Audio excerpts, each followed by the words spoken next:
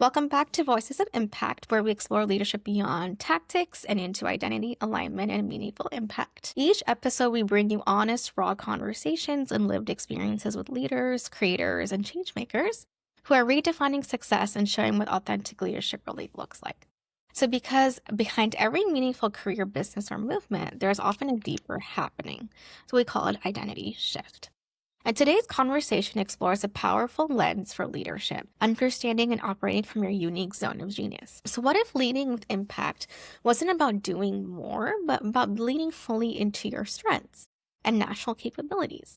So, I'm excited to welcome Jennifer Easton to the show for an insightful conversation about strengths based leadership and how leaders can unlock their full potential by working from their zone of genius. Jennifer is a leadership coach and facilitator with more than a decade of experience across marketing and leadership roles. She has built and executed large-scale strategic plans while guiding teams through periods of significant change, helping fuel the growth of well-known brands like Public Mobile and Koodo Prepaid. Her work focuses on helping leaders turn complex challenges into opportunities for intentional, impactful action. Right? So she also helps leaders understand their unique strengths, operate with clarity, and lead in ways that feel like really authentic and sustainable. So that's the kind of challenges a lot of leaders are facing, whether it's corporate or entrepreneur. So what makes this conversation especially aligned and what we both believe in is that strengths-based leadership creates stronger, more resilient teams. And when leaders work in their zone of genius, or I call it the unique value, performance becomes actually sustainable. It's more fun, right? And everything happens with ease. So today we'll explore how any type of leader can identify their unique capabilities, leverage their strengths, and lead with confidence and impact. So thank you, Jennifer. Welcome to Voices of Impact. Thank you. I'm so excited. Likewise, let's get into it. So Jennifer, tell us about your journey from corporate roles and then into coaching. What was that inner shift that made you move toward helping others connect to their potential? It's humanity. It was this need to connect to real life, to real humanity. Don't get me wrong, companies are lovely, but it is almost always about the bottom line, which makes a lot of sense in that situation. But I find that in all of the chaos in trying to drive that goal, you can lose the humanity of and the connectedness of people and who they really are and their whole selves, the fact that they have lives at home and other priorities. And like, yeah, they work here. That's great, but that's not the only thing they are. And I just found that I wanted to kind of reconnect to people and see the value of each unique individual. Right. Amazing. Yeah. Absolutely. It's all about humanity, right? So as a career coach, and I'm also a leadership coach too, you know how many leaders I've seen who are just so focused, like you said, on the bottom line, reaching those goals, meeting, like going into the meetings, but they're like, hey, I have no time to connect with my family or my kids and ask them, did you eat? Or it's like, or go on a coffee chat, right? And they're like, I don't even know what I'm doing. Like I'm just doing the like traditional path and everything. And it's like, where's the human connection, right? And that's what Voices of Impact is about, is even now as entrepreneurs, we kind of tend to not prioritize that. And when I go on LinkedIn, I open it up, it's always about tech, AI. So it's always about that. And no one ever gets on a coffee chat. So can resonate. I'm sure a lot of people listening to it can resonate too. So thank you for sharing that. And you moved into entrepreneurship during maternity leave, you had mentioned. So what did that period reveal to you about identity, capabilities, and where real opportunities come from? Yeah. Being on mat leave was an interesting time for me because I love my kids. I loved raising my kids, but I wanted to do something for me as well. I missed working a little bit, but I didn't miss aspects of it. I didn't miss the almost like the box that it puts you in when you get into a corporate structure and you're kind of operating within these limitations that are presented to you. And I love the idea of entrepreneurship, and I always knew I wanted to do it. I just kind of figured it was like, oh, it's not for me yet. I'll get there. I'll build my resume and then I'll figure it out. And it was like just kind of this aha moment of like, I wanted the more humanity in my life. Aunt is a coach, and I spoke with her, and she kind of opened my eyes to the possibilities of like, to exactly what this is about. Like each person has their strengths and they can lean into them, and that creates a lot of possibilities. And I suddenly just was kind of like, why don't I lean into that? Why don't I take my opportunity now while I'm on mat leave to grow myself and grow in the direction I want to grow in? And counter to when you're in an organization, there can be a ceiling. There's not in entrepreneurship. And it's kind of like, how far can you go? It's like, how far could I go? I have no idea. Maybe not that far, but maybe really far. Like, I don't know. It's kind of cool. It's kind of exciting. You can figure it out and grow with it. So, yeah, honestly, it was like, let's lean into my own strengths and my own possibilities. Like, and let's absolutely do this. There's this absolute shift while I was on mat leave that I got so excited about. Yeah, amazing. I love how you said that because I can kind of like it's like kind of what I felt too. Because yeah, in corporates, there's a lot of restrictions and a cap on so many things on how you show up and even like income or anything. And then I go into entrepreneurship, there's a limitless potential, right? You can just do whatever you want. If you want to build a community, if you want to like, I pivoted like about 3 times within the past 4 years in my entrepreneurship because I felt like I could do a lot of things and it's fun and it's exciting, like you said. So I love how you kind of really explored yourself during this time because I think that maternity leave part is it's hard, right? For every woman who's listening, who's had kids, they're like, like kind of thinking about the kids and the family and the home, but you're just like, hey, let me use this time wisely to unravel the gifts that are within me and use that strength, right? That zone of genius I have and give to the world what I know. So love this Yeah. for you. I'm so excited. And yeah, Yeah. can you share a pivotal moment when you realized that, you talked about being pigeonholed, right? So you've been pigeonholed or left behind professionally and how you responded to reclaim your power and reclaim your trajectory. Yes. I don't know that it was like left behind. I'm still Mhm. here. We're still going. Yes, absolutely. But I do find, and it's funny because I've spoken to many women who find this, when they start having kids or as they're having kids, there's so much momentum in your career. And then, as I said, to some extent, a corporate world puts you in a bit of a box. And there's limitations, there's expectations, not on, only just on what you do in your role, but how you're going to behave. There's expectations on if you want to grow yourself, you're going to do certain things, you're going to prioritize certain ways, et cetera, et cetera. And there's no challenge with that until you kind of start having kids. And to be fair, you end up being off for, I had a couple kids, so I was off for a couple years. But I think you can't be prepared for how much it seems that those couple years and even the time in between it. So it can be like 4 years total, even just with 2 kids, changes people's perspective of you. I know I came back after my second mat leave, and in the between my mat leaves, I've never not been ambitious. So, but I was looking for other roles. And then obviously, look around, layoffs, the economy, all the fun things didn't work out. I wasn't miserable or anything. That's Yeah. okay. Life Right. happens.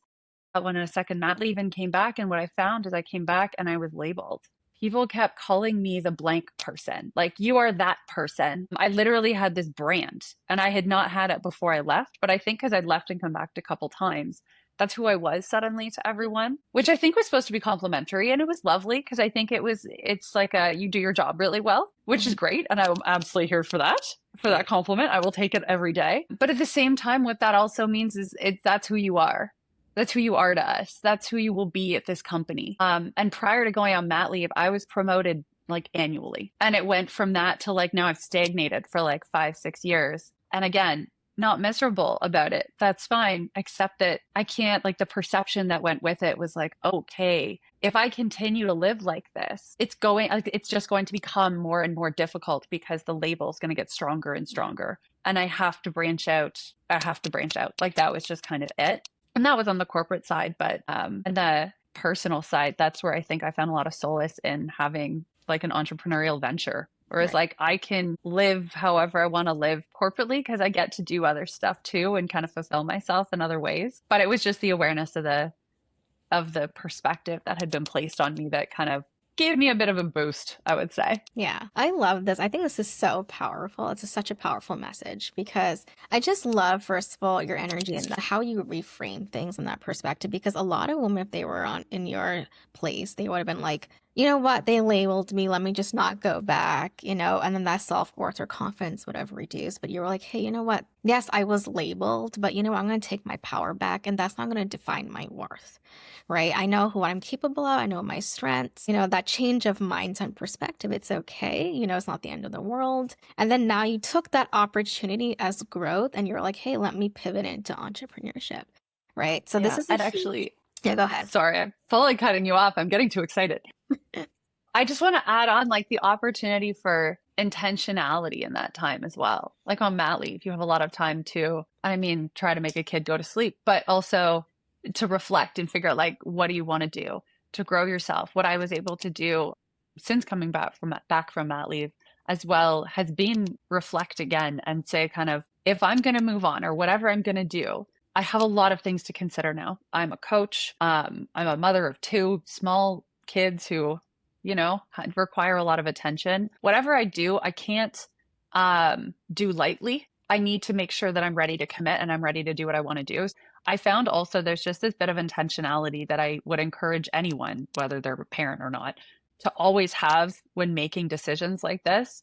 And for me, the intentionality came from what this whole topic is about. Of course, it's why I'm here, but like it came from like, what do I want to do and where do I want to go and where are my strengths? Right. Because that's where I'm going to get kind of the best bang for my buck. I'm going to enjoy myself. I'm going to get curious and so excited about it. So I'm going to give it my all every time. I'm going to come in like raring to go every day. And then I actually revectored myself in my career, my company because of that. It wasn't just about the title or whatever. And I personally believe that I will get the titles that I am looking to get, knowing that I'm leaning into my strengths because I've done this before. I took a lateral, I took a pay cut, I took a vacation cut, which I'm still kind of like, why did I take a vacation cut? But here we are. But I would say that's why I started getting promoted annually because I leaned into what I loved and what I was really good at. And I was like, okay, now I can grow here. And then I need to, every once in a while, you got to revector, you got to find where you're supposed to be sitting. Yeah, it was actually a little annoying, but overall it's like a gift of like, okay, what are we doing here? What are we doing? Exactly. Oh my God. I love this because I can relate so similar. It's actually like, I know I had this conversation yesterday as well. And then we kind of go into like, I need to find that job. I need that revenue or I need that compensation, but we never take the time to kind of, it's a foundational piece. Like you said, it's really leaning into your strengths. The rest will fall into place. Like if you just really reflect on yourself, why are you here? It's all about the why. So why are you on earth? What is your purpose? There are unique strengths that you have that others don't. And when you lean into it, like I said, everything just falls into place, right? And like you said, the promotion comes in, the more alignment comes in, and you don't have to worry. And you actually have more time for your kids, right? So it's more of ease than just pushing and forcing something that's not there. So this is like the critical most step. And similar situation for me as well. That's why I became a career coach. I did 3 pivots in my career and 3 pivots again in entrepreneurship. And I just kept exploring myself and it's exciting. And I know you said annoying, like it is a little annoying, of course, because you have to keep, it's an up and down journey. But at the same time, it is fun because you kind of unravel these gifts that were just hidden inside. And you're like, oh my God, I could do this. I could be a coach. I could be this. I could be a writer. Right. So it's actually a lot of fun, but this is the main thing. And then it's like a house, right? If you got the foundation set, then you just build the rest. But everyone does it the other way and it just falls apart. So that's what makes it sustainable. And you can be yourself, right? Like Jennifer said. So absolutely. And yeah, I get excited talking about this as well. So yeah, you describe opportunities coming from strength, right? So how do you help leaders identify and double down on those unique strengths to unlock, if it's business, that part of it, or if you want to talk about corporate people? So if they're like in leadership, if they are mid-career or VPs, how would you do that for them? For them to kind of like lean into their zone of genius. Absolutely. So Zone of Genius, I think, was coined by Gay Hendricks and is, if anyone hasn't read those books, I love them. But it's like, it's leaning into when you're most resonant. And for those who have no idea what I'm talking about, it's like whatever lights you up. It's like, think about your day or a time whenever you're working, doing whatever you love to do that just lights you up and you're excited and you want to dig into it. And you're so pleased when it's done. You're just like, you feel fulfilled by it. And it's not necessarily happy. It's like a content by whatever that is. That's what you want to lean into. And it can be tricky to find. It's actually one of the things that I work on in coaching one-to-one with folks is it's a bit of like a discovery process of like, what does fulfill you? Like, where are you? What fills your cup versus what's draining you out? And just because you're good at it might be because you've done it for 20 years. It might not be because it fills your cup and it is one of your core strengths. So it's like you almost have to be careful. It's not just stuff you're good at. You can be good at stuff that drains you. It's what lights you up. Yeah. And it's finding that and then leaning into it as far as you possibly can. And I found if you're not sure what lights you up, There's obviously just kind of live your life and think it through and take notes and that kind of thing. Like I've seen journaling done for that. But the other option that I think is interesting is just like, what do you want to know more about? What do you get really curious about? What do you want to lean into? Like for me, as an example, I love building strategy. I am really good at it. I love connecting concepts. I want to see all the pieces. I want to put them together in different ways. I want to go, but what is like the core thing that we're looking to do here and understand that in detail. I have workshops built around this. Nice. Like I love doing things like this and understanding it at its core. But I wouldn't have known that when I first started working. When I first started working, I was like, oh, okay, I'm gonna, I don't know, run the report that I have to do and make sure all the numbers are correct. That was literally my job to some extent. But what always came up was someone would say, oh, we're going to do this. And I'd always go, but why? Like, what's going on? Hmm. Or there'd be a town hall and it would be like, here's our pillars. And I'd always kind of have a lot like that would get my brain going because I'd get so engrossed in like, how does that all fit together? And does that all fit together? And does that actually create direction? And do we have clarity around that? Yeah. Honestly, more often than not, no. Hmm.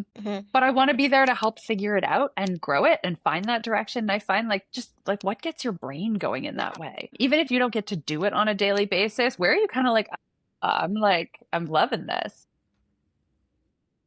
Hmm. Yeah.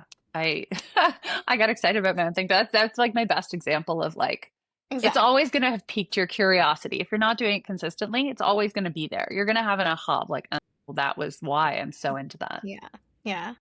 I love how you talked about like what you're good at and what lights you up because people get like very confused between the two. Because you can be good at a lot of things, but if you're like, I'm good at it, but it's just not me, it just doesn't light me up, it doesn't energize me, it's not gonna work, right? Like I'm good at a lot of things. I'm good at like tons of things, but I realize like some of them are just not my cup of tea. And to your example, similarly, recently my mentor, I was just focusing on strategy, which is my zone of genius at times, and then the admin work and stuff. And then my mentor was like, hey, Mina, shift gears a little bit. And he was like, what lights you up, right? Like, what do you really feel excited about?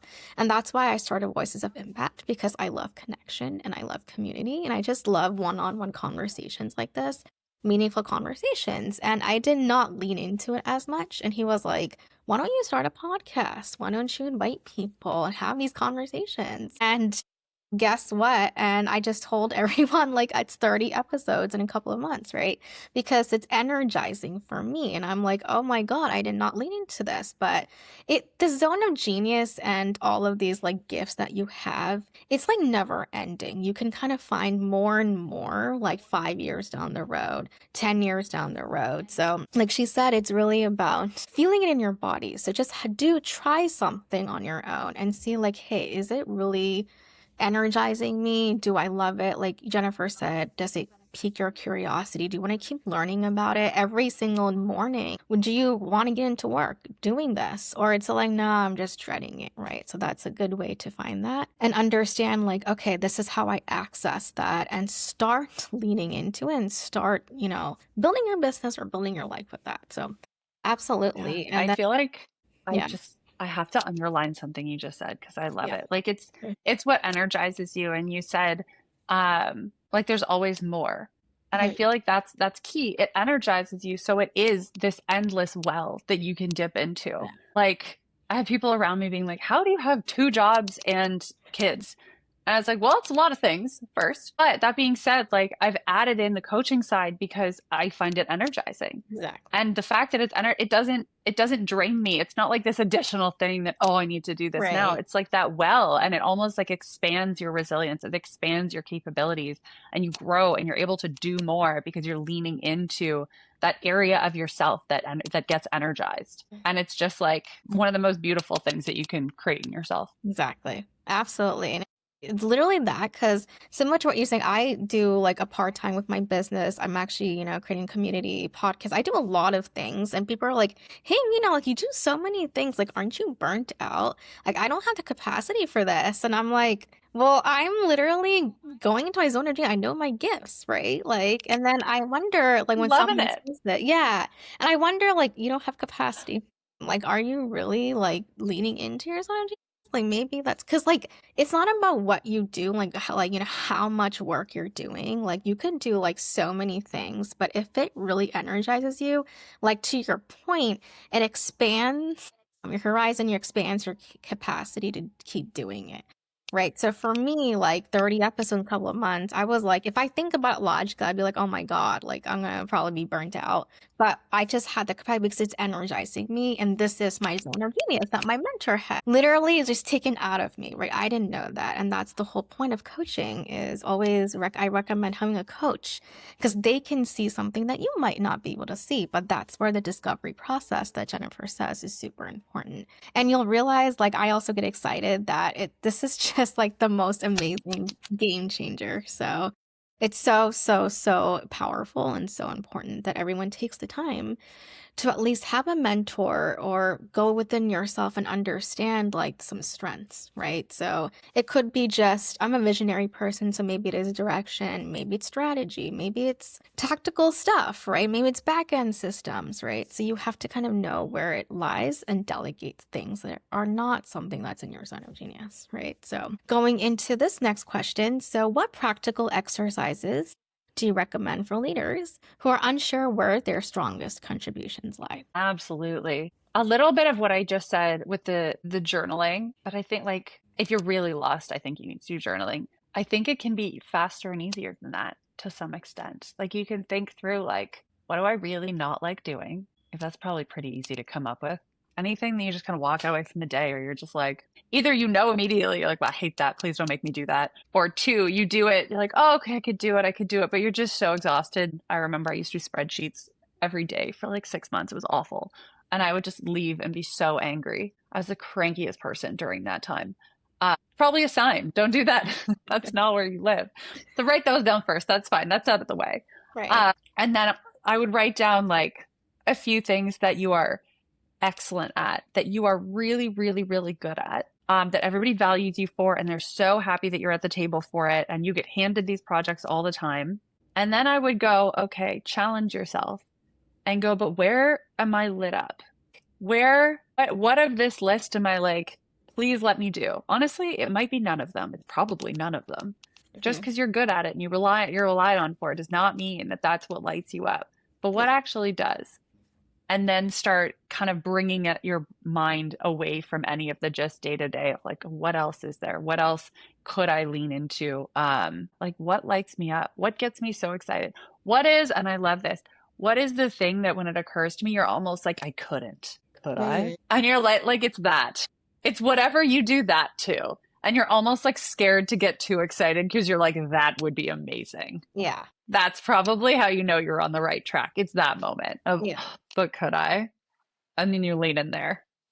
I love that. Yes, absolutely. It's just like that feeling. I don't think there's like so much of like a practical thing. It's just really exploring yourself. I give for my coaching clients, a part of it is like the ikigai where, yeah, it's similar to knowing like, hey, what is that you enjoy doing? Like that you could just do every day. Like, Jennifer said, like that lights you up and you're like, you know what? This feels so good. I could do it without like, even if I didn't have any resource or any pay or whatever, but I could just, this is my mission. I could still keep doing it, right? I could just give back to the community and do this. And there was like this ikigai kind of Venn diagram. So I would definitely have people check it out. So what do you like to do? What do you want to do? What is your mission, right? So kind of having that together and just exploring, like it could be speaking, it could be writing, could be drawing, could be the simplest things. If you're a creative person, go that route and don't make yourself like, oh, someone might, dim my light. Maybe I shouldn't do this. Like, really be honest with yourself. Like, if something just comes up, like, I really like to draw, like, it could be as simple as that.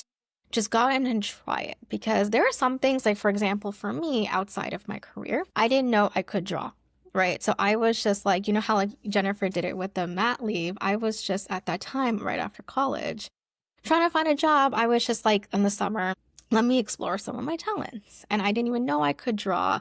That was a little bit of my strength. And I just tried something, I did some sketch and it was really beautiful, right? It just worked so well. Everyone's like, hey, like you should go draw, you should write. So I was writing poems, but you really need to just put yourself out there and go out of your comfort zone and explore and not look at, yeah, like this person said, like, I couldn't do this, right? What do you feel in your gut, right? So, what do you know about yourself? Like, to Jennifer's point, what are you like the go to person for, right? So, for example, coaching, I knew I was a good coach because everyone would come to me for like their emotional issues or like, hey, Vina, like, you gave me a safe space, right? So, these are things I was like, I didn't know what coaching was, right? Like 10 years ago, there's no such thing as a coach or career life coach. And I was like, what's a coach, right? Because I was in the tech world. I was a very ambitious go getter, like, let's go into the tech or marketing route. And then I was like, okay, is this going to go well? And then I realized, like, yes, maybe I should be a coach because I give that safe space to people. Right. So not like, complete therapist, but maybe combine the two. I learned a lot with my career. Like I explored a different route, right? So in my career transition. So kind of really taking what you know from inside your experiences and what makes you the happiest and fulfilled. You're like, you know what? Today I feel happy internally. Right? There is just something that I made an impact on one person. Maybe I can keep doing that, right? So these are kind of the tools that we would recommend, but love your answer. And yeah, it's a feeling. Right? And can you share an example of a client that you had who discovered their zone of genius and the tangible opportunities that followed? Yes. How am I gonna do this? I'm gonna do this without obviously talking about specifically who the person is, full confidentiality, but like um, we'll do it lightly. Okay. So person who knows that they are basically they're so passionate and they're so um, kind of excited to get to do what they're doing. And with time, I'm going to say their light got dimmed, basically. They got bored with time. They were like, okay, this is just life. It is what it is. Do I care?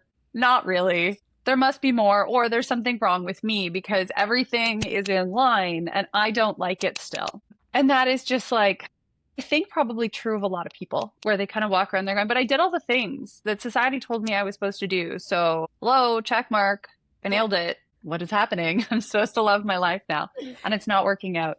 And I mean, there's your sign that there's something more to look for. But so this person, as we worked together, it was a lot of just kind of discovery of like, it's not that she was never happy, but when was she happy? And not just happy, but when was she properly fulfilled? When was she content? What got her like excited about possibilities? And literally, and this is going to sound like it wasn't going to be like, and now she's the CEO of a company. It's literally the change in how she lived her life. It was what she did on a daily basis, same job, but how she went into her job and things that she offered. She would walk away from tasks or push back on tasks that were like, this, for lack of a better term, dims me. Like, can't keep living in this world where I keep taking on this work that is just like dragging me down. But all this stuff over here is absolutely what I want to lean into. And it was just like a subtle shift of and an understanding of what lit her up and what fulfilled her. And literally the work that was landing on her in the same life, in the same world that she was in, just these subtle shifts so that she could lean into who she was. And she suddenly was like, okay, I checked all the boxes, but now also like, this is great. Like it's what I want. And it was honestly one of the more inspiring things I think I've ever been a part of because you're like, it's like those quiet moments of like, well, this is why I'm here. Right. Like, this is it. It doesn't have to be this like, and now everyone's a multimillionaire. It's literally like, no, there's like enjoyment out of life that previously felt flat. It's now like electric. You get to get out of bed in the morning. And I just want to say that because it illustrates that it doesn't have to feel dramatic. It doesn't have to be, I've quit my job and now I draw every day. And now I'm a starving artist. Like, it doesn't have to be that dramatic. It can be. You are welcome to make it that, but it doesn't have to be. Right. Which I think is just so cool. Yeah. Yeah. I love this, and kudos to you because the way you talked, it just lit you up, right? And you feel fulfilled, and that's the whole thing about being a coach that we're so excited about. And absolutely, so I'm so happy that your client of yours is fulfilled. Now, it's not really about, like you said, it's not about the title. And a lot of women or anyone think it's like you said, that was such a great point, is like this dramatic, like I just became a millionaire or I did like a huge thing. It's really not. Like, we're excited. Well, the power to you. Yeah, and some of people like I talk to didn't understand and they're like, "What's the big deal? Like, I don't know, why are you so happy about something?" I was like, "It's an internal like when you have both, we're so focused on the titles, but then we're like so empty inside. There is an emptiness where I could kind of like, I also have clients who are like, "Hey, I checked the boxes. I have the compensation. But why do I feel like so empty, so lifeless? There's just no soul in it. Like, why do I feel this way?" And it's that one piece that changes everything, right? It's discovering it, leaning into your strengths. And I tell people, like, it's not this or that. You can have both, but you need to piece that together. The personal growth with the professional growth, or the strengths based with, right? So applying for jobs or finding that job or promotion or applying for anything. Even entrepreneurship. So similar thing as I can relate is I was checking the box on everything. I was telling my mentor, like, something's missing. I don't know what it is. And that's exactly what happened. It could be a very small shift, but even though on the outside, like externally, it looks small, internally, it's huge. It's a very powerful thing. And you'll understand the feeling of it once you experience it, right? It's the boost in confidence. And I used to think similarly to everyone else, like thriving meant, being a millionaire or having a house and a car. That's the societal conditioning that we're used to. But you're thriving if you feel fulfilled. You just feel like, hey, I have the capacity, like we talked about before. I leaned into my zone of genius. I have the capacity to impact the masses, make the legacy, have more confidence. I own my power and I circulate that power and confidence to others. That itself is like you're thriving. There's no like cap or like, I've reached my put actually like some say reach their full potential. The potential is just limitless. You can just keep going on once you know your strengths. So I love how Oh, I love that. yeah. Yeah. And I've been realizing that I was like I actually went to a coach and I was like, I already reached my full potential. And she was like, Nina, no, you still I have a love lot. that. I already did it. I checked Yeah. potential reached. You're welcome. Yes, I'm done. I'm already there. And my mentor was like, Nailed it. "Are you there? Like, why do you think there's a threshold? Like, potential's limitless. Like, Mina, let's go. Like, let's keep going. Like, you have a long way to go." And I was like, "Really? Like, I didn't know that." And then, like, the more he said that, and the mentor said that, the more strengths and more gifts just came out. Like out of a hat, you're kind of drawing a lot of things. You don't even know what's in it, right? So it's that exciting. Of course, it's uncertain, like some things, but that's the whole point, right? So it's kind of exciting when it's spontaneous. You're just like walking down the road and you see so many beautiful things, right? It's similar to that live life, enjoy what you have, enjoy the present moment with your gifts, and not just focus on an outcome like, hey, I finished something or a goal. This mindset and with this energy, you'll realize that you can do anything in life with ease and with purpose, and it's very, very joyful. So, Yeah. And I have opportunities to come just, for you. Yeah. yeah, sorry, I keep doing that. I keep cutting you off, but Yeah. I think you made a really good point of the like society says like you need a car, a house, or a job, or the salary, or whatever it is that you need. Just something for, and I think this is like the with age wisdom kind of thing that people take on. So for younger and people, or for anyone who hasn't realized, like I think people always say don't concern yourself with whatever with what other people think of you or something along those lines, right? First, that's where all of that comes from. The like the check boxes for society is, well, does everybody else think I'm successful? And that's the success dynamic you're after if that's what you're the checklist you're on. That being said, I just want to call out because I am getting in the last few years so much better at this reframe.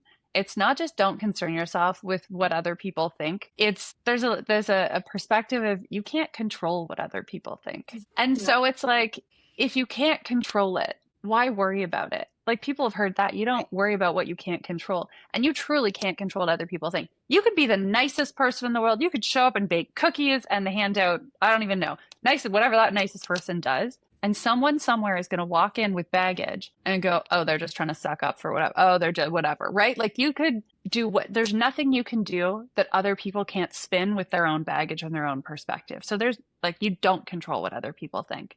So certainly don't live by it because there's Right. nothing you can do that's going to create their perspective. So Yeah. just back away from that.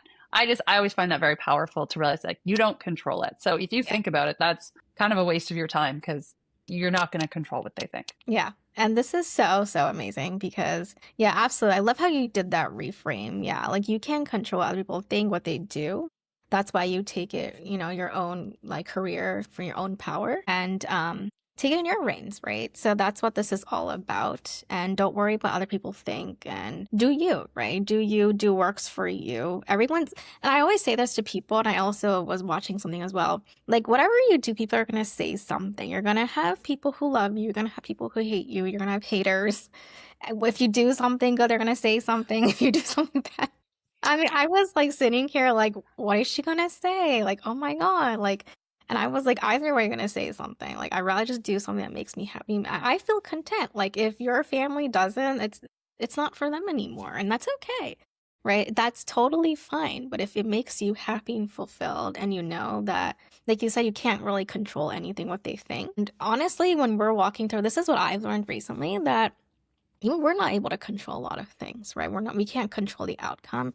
We just have to live in the present moment and enjoy that, right? So live your life, but lean into what, if you believe in God or the universe that has given to you, and believe in that and lead from that. You lead differently. You'll realize you attract so much of opportunities and abundance, and you make that impact, especially for entrepreneurs.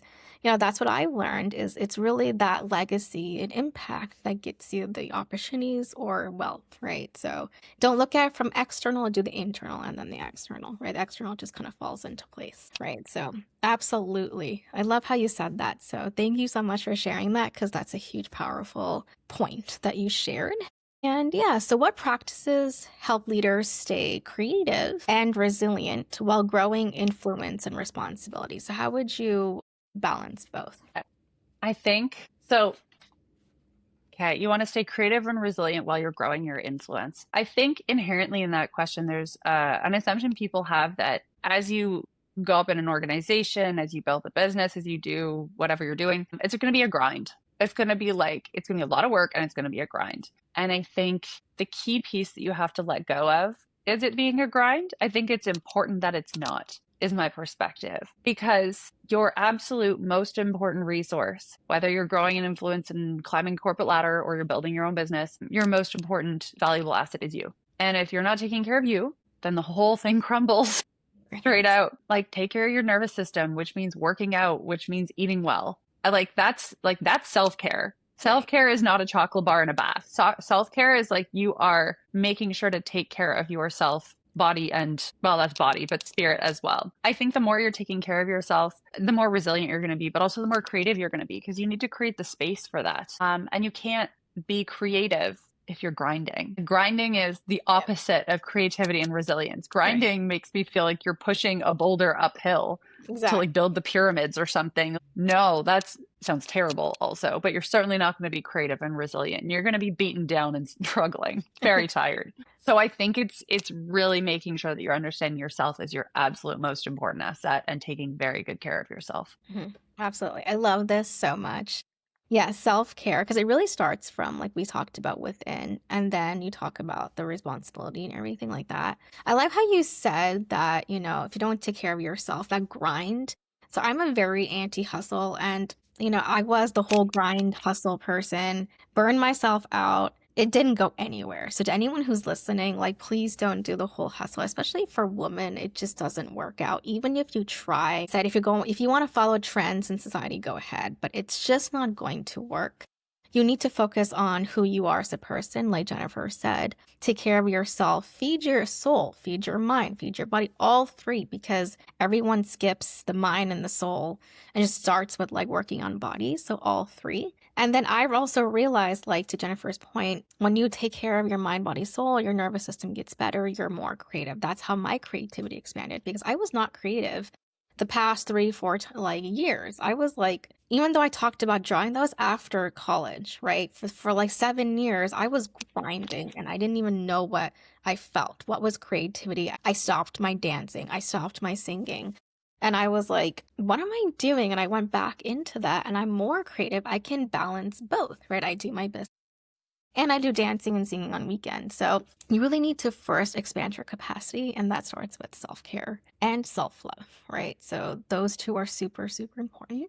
So thank you for sharing that, Jennifer. I love that answer. So important. And the resilience, like you said, increases. So amazing. This is an amazing conversation. So what's next for you, Jennifer? New programs, initiatives that excites you? Yes. So I have a new thing that I got. So I do coaching. Like I am coached as well as I do coaching because I think that's important. Obviously, I'm going to offer coaching. I see the value and I'm getting coached too. And one of the things that's come out of that that I'm so excited about is that kind of ties into actually what we've been talking about and kind of finding your strengths. So I don't know where this is going yet. Now I feel like I'm committing this to the world, but I'm excited. So I'm going to do it. Yes. I've already built a workshop on kind of strategic thinking and how to do that in like your everyday life. But what I want to move and build another workshop on is it has to do with not just people finding unique strengths within themselves, but leaders and companies looking for unique strengths in people.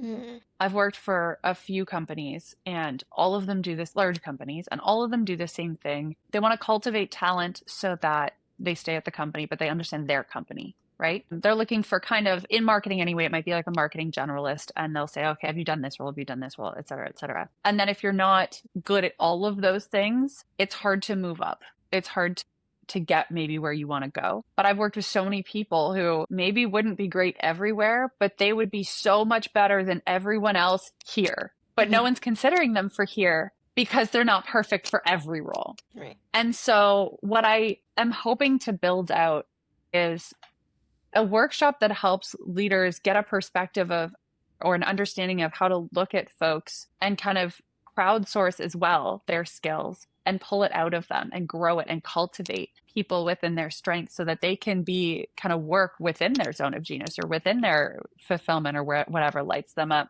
You're going to have a way stronger workforce if you're able to do that. And I think right now it's very bottom up. It's very like you have to show yourself. You have to show up at the table and yell at everybody, I'm good at this. Let me do this. Especially women. Like I've been to many, like women's stages happened. I've been to many women's like talks and seminars and whatever they are. And they all say the same thing. They're like, you need a board of directors. You need to talk to everybody. You need to get everybody to make sure that they think you're important. You can't be too valuable because then no one will let you move. So don't be too valuable. All the fun things. And I appreciate that. Like we want to, like you want to own your own career and you want to take yourself where you want to go. And I think that that's very important. But I think there's this other side that's missing that I think we should be holding leaders accountable to going the other way as well. It should not just be, hey, women, you're not doing enough in society as it currently stands or in the structure as it currently stands. You need to change how you're operating so that you can do better. Yeah. I don't think that's fair. I think there's some of that fine because there's an ownership there. But on the other side, it's the amount of talent that's left on the table is bizarre, honestly. It's not even, I'm not even upset about it. I'm just kind of like, what? Like, why would we do this to ourselves? Right. So that's my new focus is I want to build content around that, around how do you as a leader look out and cultivate and then pull those people up as well and looking at them as people and as like people with certain strengths and then kind of helping them get where it makes the most sense for them to be. Because I just think there's so much strength from that. And then on the women's side in particular, I think it kind of shares the responsibility both ways, which I don't think there is enough of. Right. Amazing. I love this for you. And I'm so excited. And I love how you're really. Now I've committed it. Yeah, you're committed to this. So excited. I'm happy to support you in any way. And yeah, this is great. I love how like a lot of anyone who's listening, go and connect with Jennifer for sure. She's an amazing woman. And I love how like you're just like really changing the narrative of corporate, right? Because I've seen that whole culture. Every woman has come to me, they're like, I didn't have this manager who looked at my strengths. Like, how am I supposed to know? How am I supposed to get that promotion? I love how you're changing that narrative. And you're like being that change maker and that trailblazer. So kudos to you. I'm excited. I hope that's it's just truly valuable. And I do agree. There's so many talent out there that they're missing out on. It's ridiculous. So that's like a totally different conversation. Really helping even people, leaders, or even potential candidates for jobs to understand how they can like work with their zone of genius and present themselves that way, and having organizations understand that is super important. So thank you for sharing that. And going into a fun rapid fire round, just a few questions. Ooh. So let's see. Okay. Morning or evening creative energy? Which one are you? Morning. Morning. Yeah. Morning for sure. Yeah. Absolutely. Likewise. Oh yeah. Gotta be bright and ready. It's like bright here too. So yeah, it's always the morning or the weekend. It's not here. Okay, logic or intuition? Which do you reach for first? Make sure we know this answer. Intuition Yeah. every time. Yeah, and it works. Anyone who's listening, and whoever told you logic, which we've been conditioned to, like, please don't. Like, Jennifer said, go the other way. We have lived experiences, so follow your intuition first. I have to say, sorry, people who don't believe in intuition don't understand that it comes from your lived experiences. Exactly. It doesn't come from the ether. It's like, no, you can just read rooms really well. You can read and understand the past, and it's like this automatic concept connection that comes together really fast for decision making. It is not the absence of logic. Yeah, I think exactly. It's the absence of consciously step by step walking through it. Or not even the absence, but it's faster than it. Yeah. I love what you just said, because a lot of people misunderstand that. It literally comes from, like you said, lived experiences. You have to kind of go through and understand and discern it. But yeah, it's not the absence of logic. So great point. A daily ritual you never skip. Tea in the morning. Not a coffee drinker. Absolute tea all the way, every time. Amazing. I love this. Yeah, tea in the morning. I think tea just kind of calms you down a little bit. It's like refreshing. So I like coffee. Like, I don't drink much coffee either. I mean, I have in the evening, but I'm just like, I don't know. Coffee is just not my thing either. Like, tea is just very calm and, cool. So love this. And if your leadership philosophy were a book title, what would it be? Lead with self-awareness. Love that. That was my hope for the world. Yes, we need more emotional intelligence, self-awareness for everyone. Really know yourself super well, right? So if it's journaling, even if it's like a 10-minute journaling moment, people think it's boring. Yeah, you might think it's boring, but you realize, like, it's not fun, but it's so powerful. It's beautiful. You realize you'll feel better, right? Especially for women out there. I've talked to so many corporate people. They're just like, I don't have time for this. I have so much things on my plate. I totally get it, but this is going to just change the way you feel about yourself, and just a very different perspective, a different lens, right? And you're like, oh, I didn't realize this, right? So really recommend that. So Jennifer, this has been such an inspiring conversation. Love your energy, love your presence. So what I appreciate most is the reminder that leadership doesn't have to mean doing more. It can mean leading from your strengths, clarity, and authenticity. And what Jennifer said, being more intentional. Right? So when you operate from your zone of genius, trust your capabilities first and make intentional choices, as talked about, work becomes lighter, right? You just feel lighter. It's more ease. It's not forced. You just feel like not just your career is easy, but life in general, relationships become easier, right? So it's all over all areas of life, right? So it's just more impactful. So for everyone listening, if this conversation resonated, I encourage you to explore your own strengths and the areas where you can lead with more authenticity and alignment, and connect with Jennifer on LinkedIn. And she's great. And as we continue these conversations on Voices of Impact, I'm also opening the door to something I'm very excited about called Sovereign Rise Global Collective. We have conversations with leaders in this space. So it's really for leaders, creators, and change makers building from identity and impact, right? So it's not just about content. We're not here to just have surface level content. It's really deeper conversations where we hold each other accountable. It's a platform where people collaborate, they share wisdom, and co-create meaningful leadership together. So if you feel called to be a founding partner or a speaker, collaborator, I'd love to hear from you. So until next time, keep leading with clarity, alignment, and authenticity. Thank you again, Jennifer, for your wonderful insights. And thank you for being part of Voices of Impact. Thank you.